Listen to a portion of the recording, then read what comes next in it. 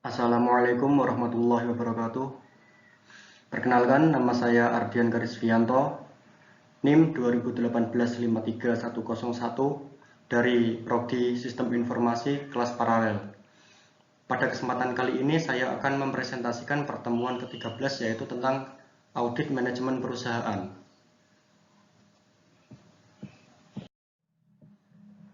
Konsep dasar audit.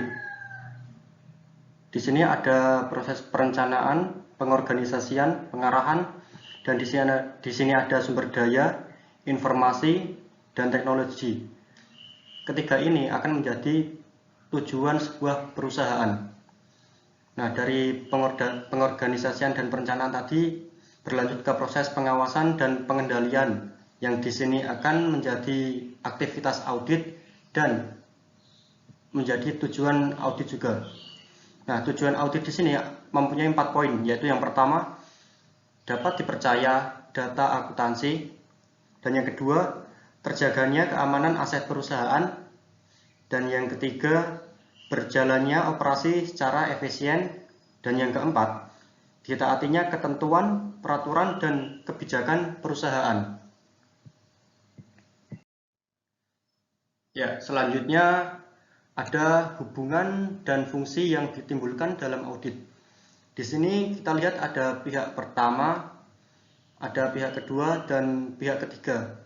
Ketiga pihak ini saling berkaitan, yaitu antara pihak satu dan pihak dua ini melaksanakan proses audit, dan pihak yang kedua dan pihak ketiga ini melakukan proses pertanggungjawaban, dan antara pihak ketiga dan pihak pertama ini ada proses pengesahan, di mana pihak pertama ini yaitu adalah karyawan biasa, dan yang menjadi pihak kedua ini adalah auditor, dan pihak ketiga ini adalah pimpinan. Jadi antara pihak pertama, pihak kedua, dan pihak ketiga ini mempunyai saling keterkaitan dalam proses audit itu sendiri. Ya, selanjutnya ada definisi dan jenis audit manajemen. Audit manajemen. Audit manajemen itu adalah pengevaluasian terhadap efisiensi dan efektivitas operasional perusahaan. Jenis audit manajemen yaitu ada 4. Yang pertama ada audit laporan keuangan, dan yang kedua ada audit kepatuhan, dan yang ketiga ada audit internal, dan yang keempat ini audit operasional. 4 poin ini akan kita bahas lebih lanjut pada slide berikutnya. Ya. Ini ada tipe audit, pelaksanaan, tujuan, dan penerima laporannya. Yang pertama di sini ada audit laporan keuangan, di mana dilaksanakan oleh auditor eksternal, dan tujuan dari audit laporan keuangan itu sendiri adalah menentukan apakah laporan auditi telah disusun sesuai dengan prinsip-prinsip akuntansi yang berlaku umum. Di sini penerima laporan yaitu pihak ketiga atau investor dan kreditor. Selanjutnya ada audit kepatuhan. Audit kepatuhan ini dilaksanakan oleh auditor internal, bisa juga dilakukan oleh auditor eksternal. Tujuan dari audit kepatuhan itu sendiri adalah menentukan tingkat kepatuhan suatu entitas terhadap hukum, kebijakan, rencana, dan prosedur. Jadi tujuan diadakannya audit kepatuhan ini adalah untuk ditujukan kepada suatu entitas agar taat terhadap suatu peraturan yang berlaku di suatu perusahaan atau lembaga-lembaga yang bersangkutan dengan audit itu. Penerima laporan di sini adalah manajemen entitas yang bersangkutan, pemerintah. Jadi ini pimpinannya ya. Selanjutnya tipe audit internal. Nah, sesuai dengan tipe auditnya, di sini pelaksanaannya juga dilakukan oleh auditor internal. Tujuan dari auditor internal itu sendiri adalah menilai keandalan laporan keuangan, dan yang kedua menentukan tingkat kepatuhan suatu entitas. Selanjutnya menilai pengendalian internal organisasi, menilai efisiensi dan efektivitas penggunaan sumber daya, dan yang terakhir adalah program peninjauan terhadap konsistensi hasil dengan tujuan organisasi. Di situ penerima laporannya yaitu manajemen dari entitas yang bersangkutan. Ya, ini juga pimpinannya ya. Dan yang keempat, audit operasional atau manajemen. Audit operasional ini dilakukan oleh auditor eksternal maupun internal. Tujuan dari audit operasional adalah menilai efisiensi dan efektivitas penggunaan sumber daya. Di sini pihak penerima laporan manajemen dari entitas yang bersangkutan, yaitu juga sama dari pimpinannya juga. Ya, selanjutnya ruang lingkup, sasaran, dan tujuan audit manajemen. Ruang lingkupnya yaitu seluruh aspek kegiatan manajemen, baik seluruh atau sebagian dari program atau aktivitas yang dilakukan. Sedangkan sasarannya yaitu kegiatan, aktivitas, program, dan bidang dalam perusahaan yang perlu perbaikan atau peningkatan, baik dari segi ekonomi, efisiensi, maupun aktivitas. Elemen tujuan audit. Di sini ada 3 poin, yaitu yang pertama kriteria. Kriteria di sini yaitu standar aktivitas, kemudian penyebab. Penyebab ini tindakan atau aktivitas individu di perusahaan. Selanjutnya akibat. Akibat ini adalah perbandingan antara penyebab dengan kriteria. Ya. Jadi antara penyebab dengan kriteria ini saling berhubungan. Di mana jika suatu perusahaan menetapkan suatu standar aktivitas, itu akan mempengaruhi tindakan atau aktivitas individu di perusahaan itu sendiri. Kerangka kerja audit manajemen. Kita lihat di sini ada kriteria. Kondisi ini meliputi hasil aktual pelaksanaan program, dan ada penyebab. Penyebab ini ada pelaksanaan program. Kemudian dari 3 ini menyatu dalam analisis GAP yang mengakibatkan ada keuangan dan non-keuangan. Dari akibat ini menghasilkan, maksud saya dari hasil audit ini menghasilkan rekomendasi yang kemudian akan dilaporkan kepada pimpinan, dan pimpinan melakukan tindak lanjut terhadap hasil rekomendasi tersebut. Prinsip dasar audit. Yang pertama, audit dititik beratkan pada objek audit yang berpeluang untuk diperbaiki. Jadi di sini audit berfokus pada suatu bagian atau divisi pada perusahaan yang masih banyak kekurangan sehingga dilakukan perbaikan. Selanjutnya ada persyaratan penilaian terhadap kegiatan objek audit, lalu pengungkapan adanya temuan-temuan yang bersifat positif. Selanjutnya identifikasi individu yang bertanggung jawab terhadap kekurangan yang terjadi. Nah, individu di sini bisa saja di tingkat pimpinan perusahaan maupun di tingkat karyawan itu sendiri. Dan yang selanjutnya, penentuan tindakan terhadap petugas yang seharusnya bertanggung jawab. Lalu ada pelanggaran hukum. Dan yang terakhir, penyelidikan dan pencegahan kecurangan. Jadi, dengan adanya audit ini, diharapkan dapat mencegah kecurangan dan meminimalisir adanya kecurangan tersebut.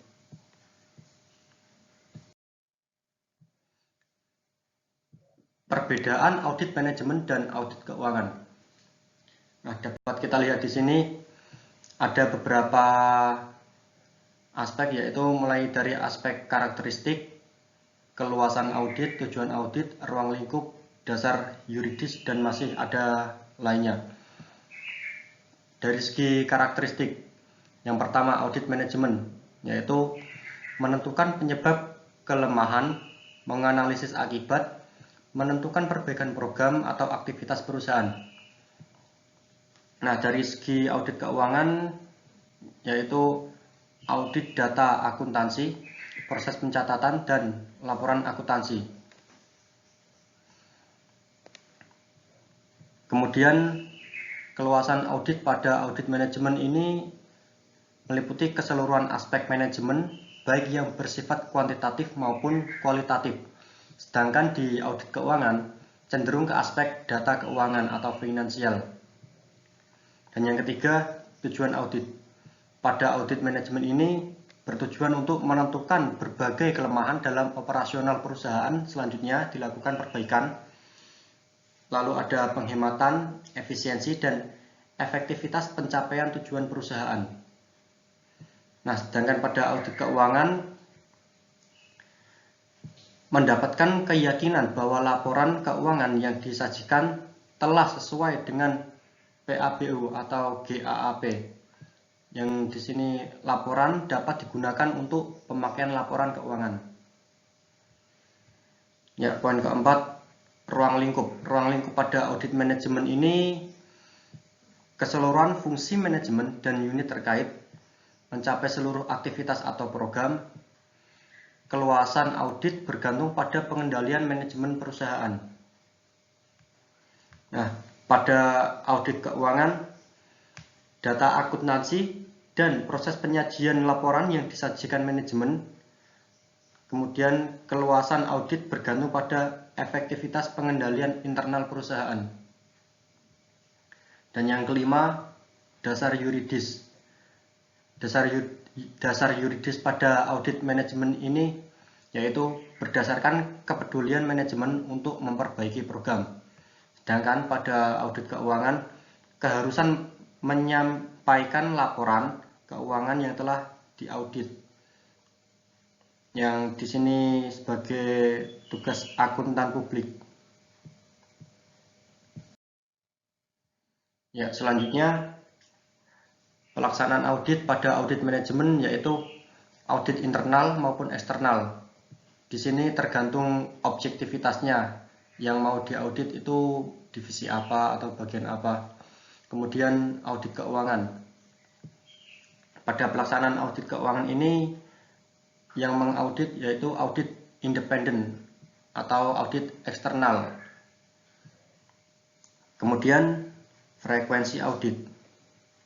Pada audit manajemen ini tidak ada ketentuan. Kepedulian manajemen mencapai efektivitas dan efisiensi program. Sedangkan frekuensi audit pada audit keuangan bersifat reguler dan rutin. Di sini merujuk pada penerbitan laporan keuangan. Dan yang kedelapan, orientasi hasil audit. Pada audit manajemen ini yaitu audit untuk perbaikan kinerja masa yang akan datang. Sedangkan pada audit keuangan, data keuangan yang bersifat historis, yaitu penilaian kinerja masa lalu. Dan yang kesembilan, bentuk laporan. Bentuk laporan pada audit manajemen ini yaitu komprehensif, yaitu kesimpulan audit, kesimpulan penting, lalu rekomendasi. Setelahnya belum ada standar baku. Laporan tergantung dari kemampuan auditor. Sedangkan pada audit keuangan yaitu memiliki standar baku, standar profesional akuntan publik atau SPAP. Laporan dalam bentuk pendek yang menyertai laporan keuangan hasil audit. Dan yang ke-10, penggunaan laporan. Penggunaan laporan pada audit manajemen digunakan hanya untuk pihak internal. Sedangkan pada audit keuangan, pihak eksternal memegang saham.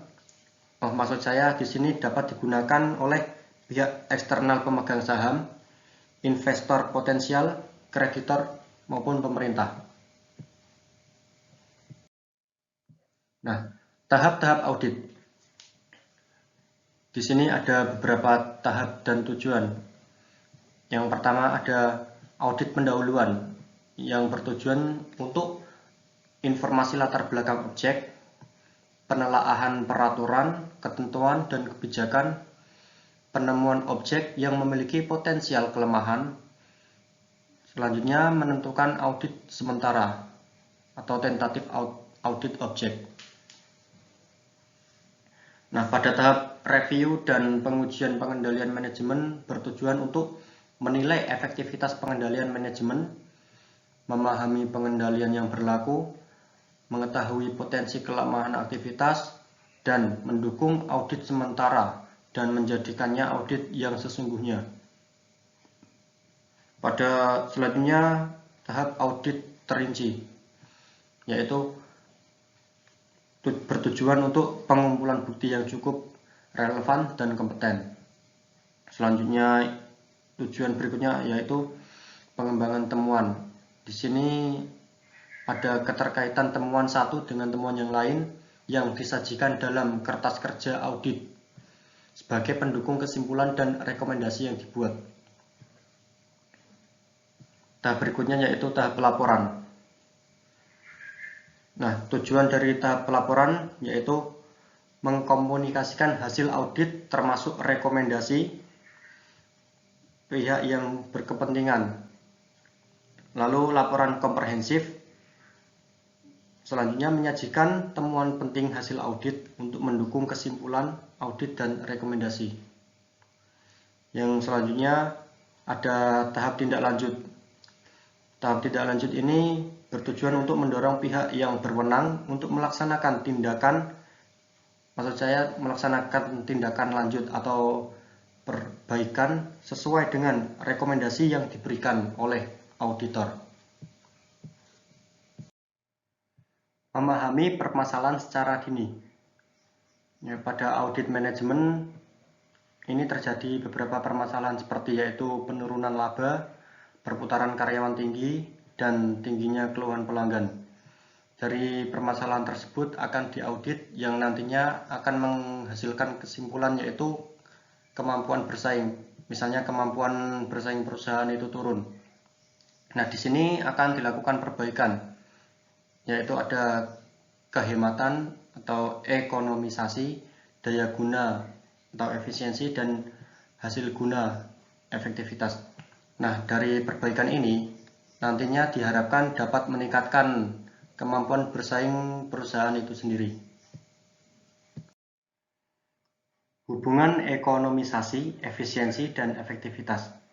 Di sini ada rencana operasi dan hasil aktual yang meliputi 3 aktivitas, yaitu input, proses, dan output. Pada proses input ini ada ekonomisasi yang meliputi pengorbanan yang direncanakan dan pengorbanan yang terjadi. Dari proses ini akan menghasilkan ke proses selanjutnya yaitu efisiensi. Jika sudah efisien, maka akan menghasilkan output. Outputnya yaitu efektivitas. Jika suatu perusahaan sudah efektif dalam produksinya, maka diharapkan dapat mencapai ini hasil yang dicapai sesuai dengan tujuan perusahaan itu sendiri. Selanjutnya ruang lingkup audit. Di sini pada audit yang akan dibahas yaitu ada pada audit manajemen, mulai dari planning, organizationing, actuating, dan controlling. Pada planning ini ada audit SDM atau sumber daya manusia. Pada organizationing yaitu audit produksi dan operasi, kemudian ada audit pajak, lalu audit manajemen lingkungan. Nah, pada actuating ini ada audit sistem kepastian kualitas.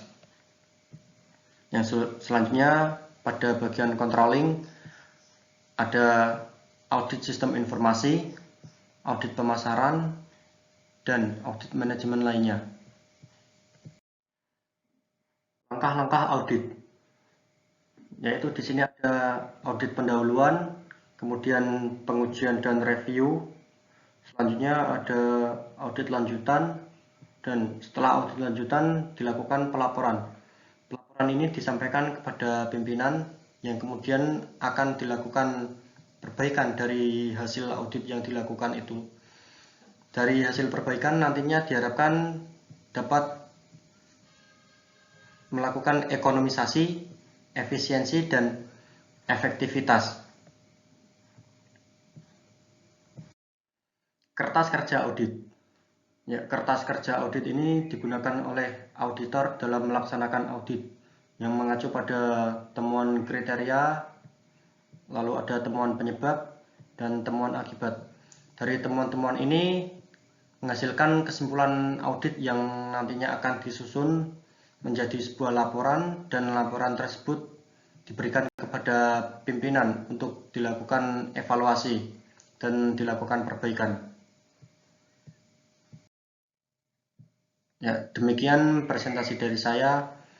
Apabila ada salah-salah kata ataupun kekurangan, saya mohon maaf. Terima kasih. Wassalamualaikum warahmatullahi wabarakatuh.